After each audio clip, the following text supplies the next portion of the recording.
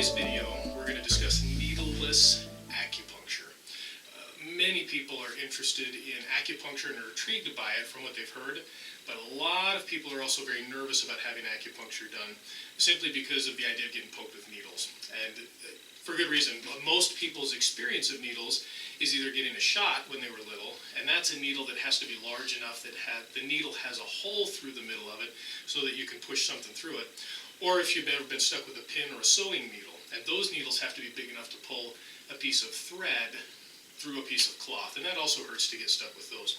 So when patients come in and they're interested in acupuncture, but they have a fear of needles, they're always intrigued when I tell them we can do needle-less acupuncture.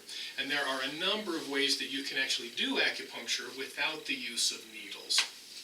One way is to use laser stimulation. Lasers have come on more recently in the scientific world as more research has been done and are being used much more extensively in different therapies. But a cold laser, just a simple laser pointer, this is more than just a laser pointer, but you can actually use the laser pointers that most people use to tease their cats and their dogs with. This laser is a little bit more expensive. It's got a higher output, costs more money, but if you were to take and shine the laser on an acupuncture point, you can do it touching the point, or you can do it away from the point, but that light, that concentrated light energy, stimulates the acupuncture point through the light receptors that are in the skin.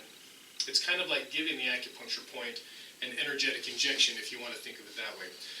And those work really well. The difference with this one and the normal laser pointers that a lot of people will have is with this one I can stimulate a point for 10 or 15 seconds and be done. With the less expensive or lower quality lasers, you have to do it for about 45 to 60 seconds for each point. But you can get the same thing done. Another acupuncture tool that we use is a tool called a teishin. Teishin, this is an acupuncture device. It's basically a spring-loaded blunt end plunger. And you can go in and stimulate the acupuncture point by testing or by just tapping on the point. This is actually much more uncomfortable than having needles done, just because the needles that we use are so thin. But that's a common tool that we can use. Another tool that doctors will use is electricity.